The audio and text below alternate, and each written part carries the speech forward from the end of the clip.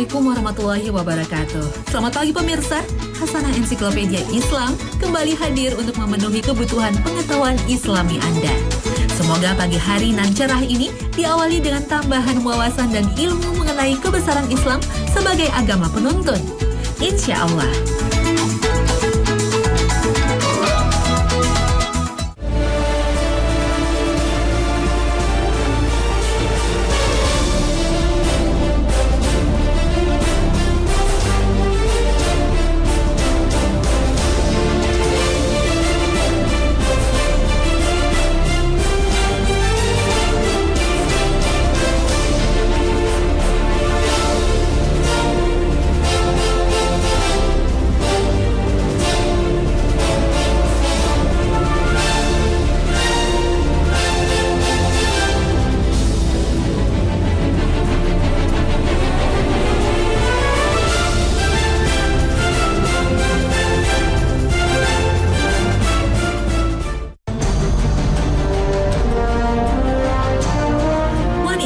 Makhluk mulia ciptaan Allah Subhanahu wa Ta'ala ini memiliki posisi sempurna dalam kehidupan umat manusia.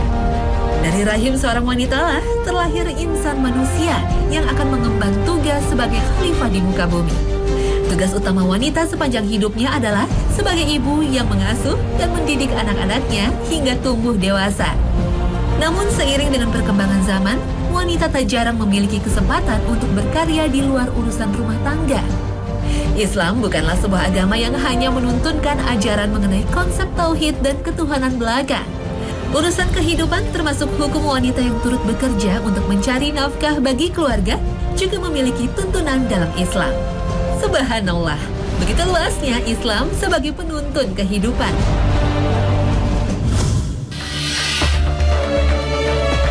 Al-Quran sebagai petunjuk bagi umat manusia yang datang dari Rabbul Alamin.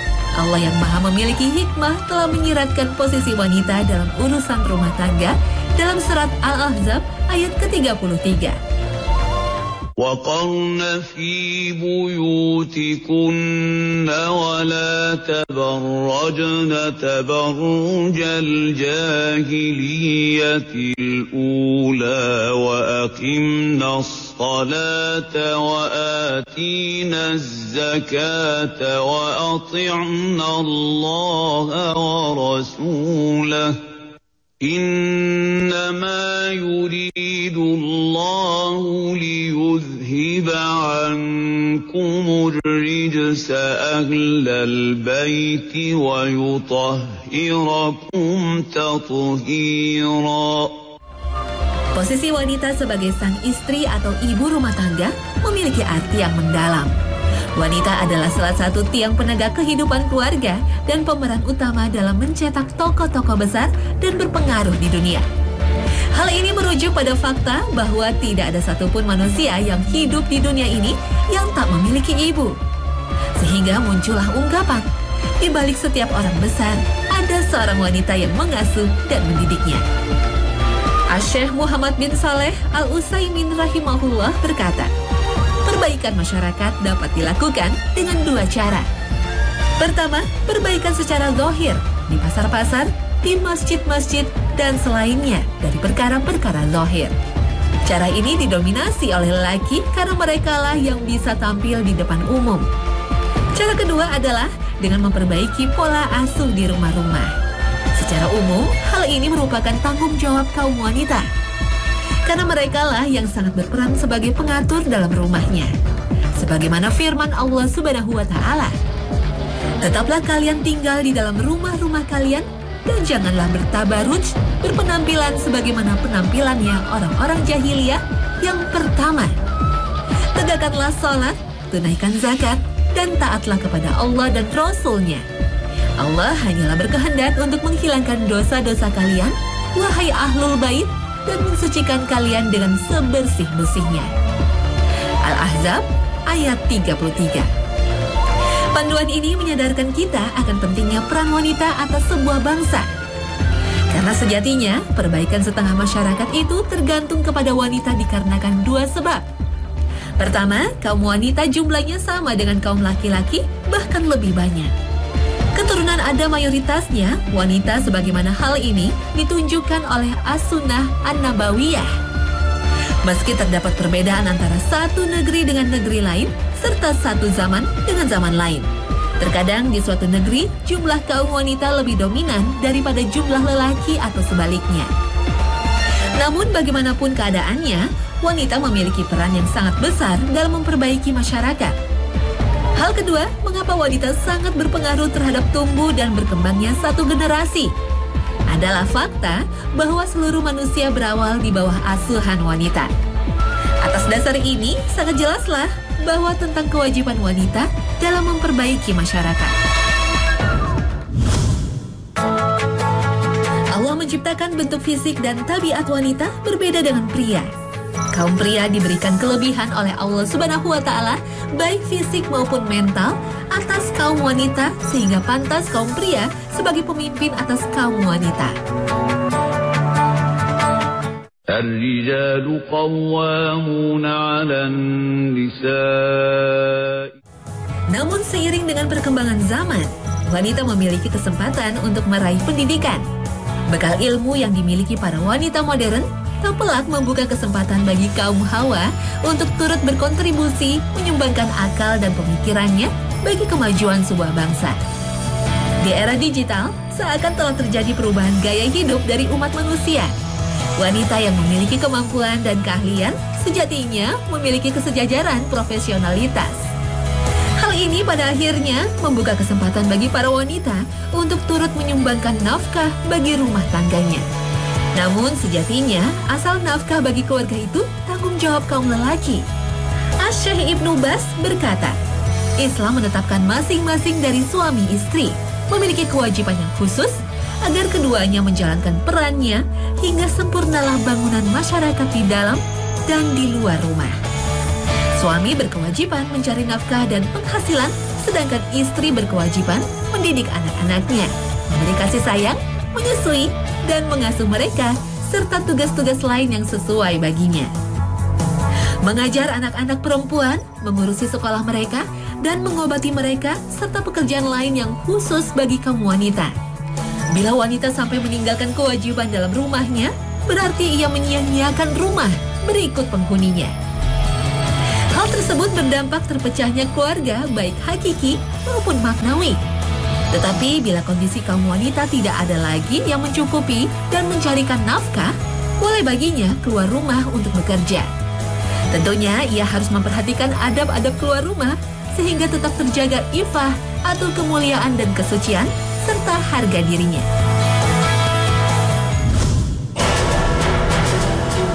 Islam secara tersirat mewajibkan kaum wanita untuk berada di rumah dan mengerjakan tugas utamanya sebagai ibu rumah tangga. Pelarangan ini tentu bukanlah sebuah aturan yang tak bermakna. Allah Subhanahu wa Ta'ala yang Maha mengetahui tentang maslahat serta kebaikan hambanya di dunia maupun di akhirat, mewajibkan wanita untuk tetap tinggal di rumah. Namun bila ada kepentingan, diperbolehkan baginya keluar rumah untuk memenuhi kebutuhannya. Hal ini merujuk pada sabda Rasulullah Sallallahu Alaihi Wasallam. Allah telah mengizinkan kalian untuk keluar rumah guna menunaikan hajat kalian.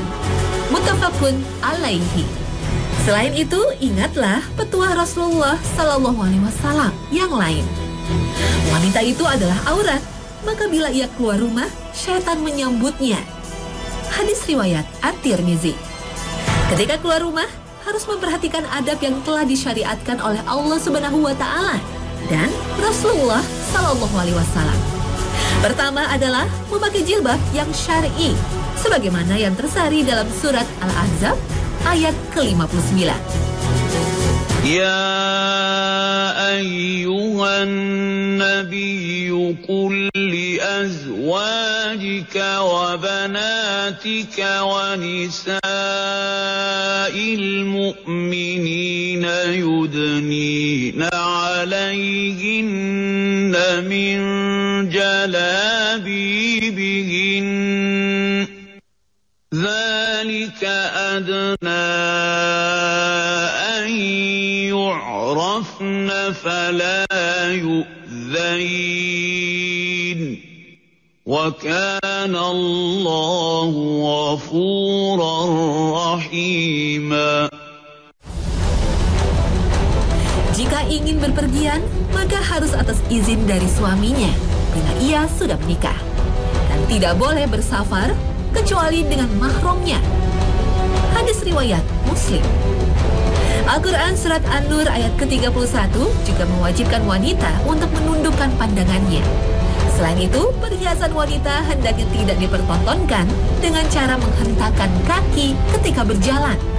Surat Al-Ahzab ayat ke-31, perangai seorang wanita hendaknya dijaga dengan cara tidak mendayu-dayu atau melembut-lembutkan suaranya. Adab wanita dalam bergaul dan berbaur di area publik juga tampak dalam dilarangnya wanita untuk melenggak-lenggok ketika berjalan. Selain itu, ketika sedang berada di tempat umum, wanita hendaknya menghindari memakai wewangian. Perilaku wanita dengan lelaki juga dilarang untuk saling bercampur baur. Dan tentu saja, demi menjaga harkat dan kehormatannya, Islam melarang untuk melakukan khalwat atau menyepi dengan pria lain yang bukan mahramnya. Hadis riwayat Bukhari. Penjelasan di atas sejatinya telah menjelaskan bagaimana seharusnya seorang wanita bersikap dan berperilaku.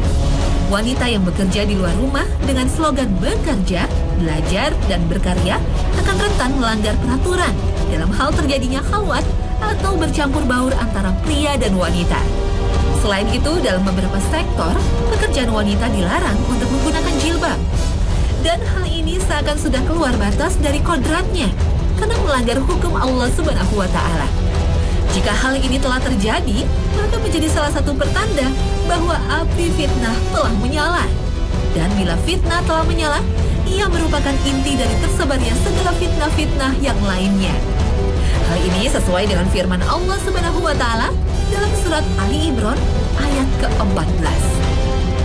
زُيِّنَ لِلنَّاسِ حُبُّ الشَّهَوَاتِ مِنَ النِّسَاءِ وَالْبَنِينَ وَالْقَنَاطِيرِ الْمُقَنطَرَةِ مِنَ الذَّهَبِ وَالْفِضَّةِ وَالْخَيْلِ الْمُسَوَّمَةِ وَالْأَنْعَامِ وَالْحَرْثِ ذَلِكَ مَتَاعُ الْحَيَاةِ الدُّنْيَا وَاللَّهُ عِندَهُ حُسْنُ الْمَآبِ.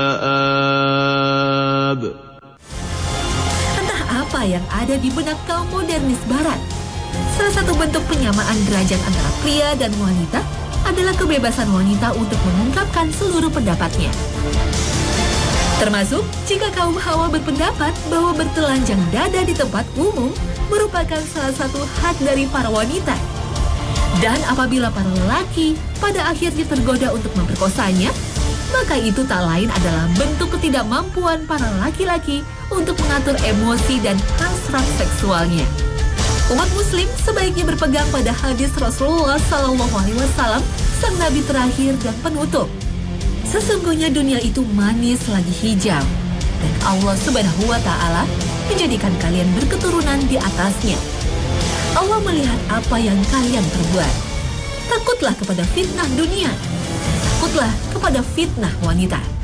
Karena sesungguhnya awal fitnah yang menimpa Bani Israel dari wanitanya. Hadis riwayat Muslim. Emansipasi atau kesamarataan posisi dan tanggung jawab antara pria dan wanita telah semarak di panggung modern. Namun sayangnya, kaum modern menganggap pilihan seorang muslimah untuk tinggal di rumah demi untuk menjaga kehormatannya adalah sebuah langkah tertinggal dan terbelakang. Dunia modern seakan dijejali pemikiran bahwa seorang manusia modern, termasuk para wanitanya, haruslah pribadi yang produktif. Untuk itu, pilihan tinggal di rumah adalah sebuah langkah yang tak produktif. Dalam sudut pandang tertentu, seorang ibu rumah tangga, khususnya yang hanya berdiam diri di rumah, adalah wanita pengangguran yang tak mampu bersaing untuk mendapatkan pekerjaan dan menunjukkan kreasinya. Tapi, benarkah pendapat ini? Mari kita telaah dan dalami lebih mendalam. Islam telah secara tegas dan nyata membebankan masalah pencarian rezeki kepada pundak seorang suami. Di Disinilah bentuk kesetaraan antara seorang pria dan wanita.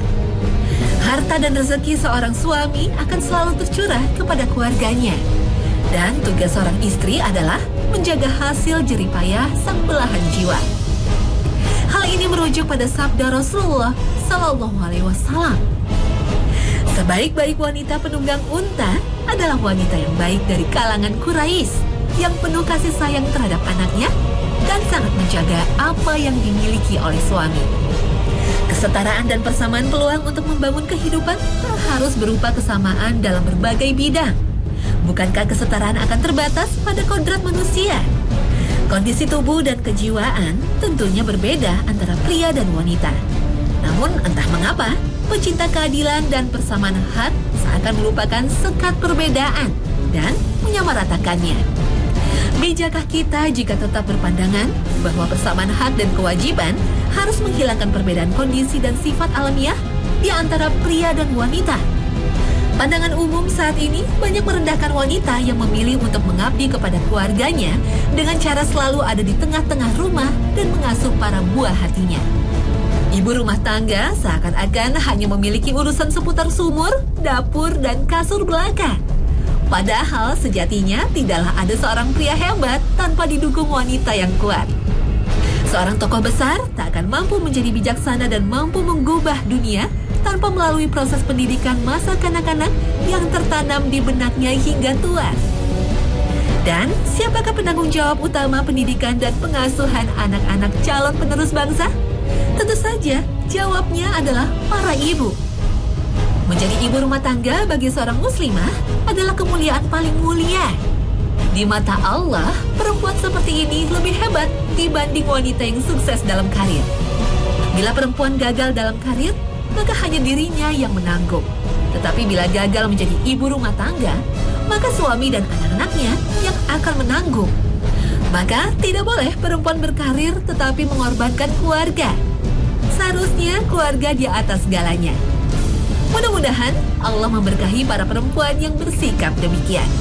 Amin ya Rabbal Alamin.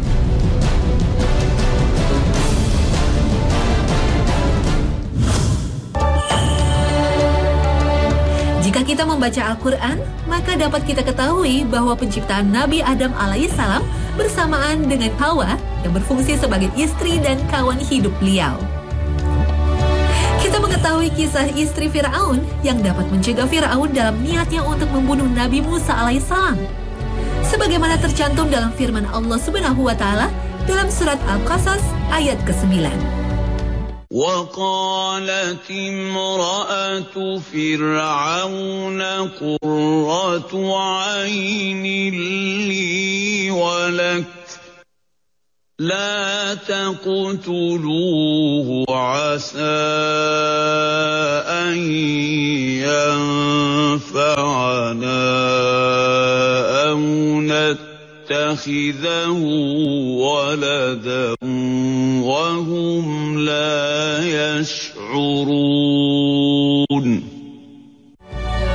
Dan berkatalah istri Fir'aun, ia biji mata bagiku dan bagimu. Janganlah kamu membunuhnya. Mudah-mudahan dia bermanfaat bagi kita. Atau kita pungut menjadi anak, sedangkan mereka tidak menyadari. Kita simak lagi kisah Ratu Balqis di negeri Yaman yang terkenal adil dan memiliki jiwa demokrasi. Ratu ini setelah menerima surat dari Nabi Sulaiman alaihissalam yang isinya seruan untuk taat kepada Allah dan menyembah kepadanya. Lalu dia meminta pendapat kepada kaumnya dan bermusyawarah untuk mengambil sebuah putusan bersama. Hal ini telah difirman oleh Allah Subhanahu wa Ta'ala dalam surat An-Naml ayat ke-32 hingga 33. Kesimpulan dari pendapat ratu tersebut ialah bahwa penguasa-penguasa di dunia ini, jika mereka hendak menguasai suatu negeri, maka mereka akan merusak dua hal, yaitu merusak negara dan moral penduduknya. Al-Quran juga telah menyebutkan nama-nama wanita selain mereka yang berhubungan dengan berbagai kisah. Salah satu di antaranya adalah ibu Nabi Isa alaihissalam, Maryam. Kehidupan Nabi Muhammad SAW juga tak dapat dipisahkan dari kehadiran wanita-wanita mulia, mulai dari masa kelahirannya hingga masa wafatnya. Beberapa wanita yang berperan penting bagi kehidupan Rasulullah sebelum memasuki masa kenabian adalah sang ibu Aminah, ibu susunya Halimah As-Sa'diyah, dan pengasuh beliau Ummu Aiman radhiyallahu anha dari Habasyah. Wanita mulia lainnya yang berperan penting mendampingi Nabi Muhammad SAW di masa awal dakwah dan syiar adalah Siti Khadijah binti Khuwailid radhiyallahu anha. Beliaulah wanita pertama yang beriman dan membantu Nabi Muhammad saat menghadapi masa-masa sulit di awal turunnya Islam sebagai agama terakhir dan penyempurna bagi hidup manusia. Selain itu, beberapa istri Nabi Muhammad SAW adalah Siti Aisyah dan Ummu Salamah. Tak ketinggalan juga adalah para istri dari sahabat Nabi Muhammad SAW. Berkaca dari fakta sejarah dakwah Islam, peran wanita tidaklah kecil dalam membangun kebesaran Islam. Mereka memang tak tampil di depan, maju menjadi tokoh utama dalam mensyiarkan agama. Tapi peran mereka justru ada di belakang. Kehangatan dan cinta kasih yang dirasakan oleh Nabi Muhammad SAW dan sahabat dan para istrinya mampu mengusir duka dan luka dalam berupaya menegakkan kalimat La ilaha illallah Muhammadur Rasulullah.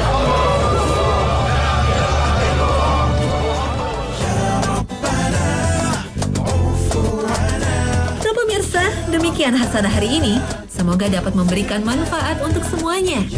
Tetap saksikan Hasanah setiap Senin sampai Jumat pukul 5.30 pagi. Terima kasih atas perhatian Anda dan wassalamualaikum warahmatullahi wabarakatuh.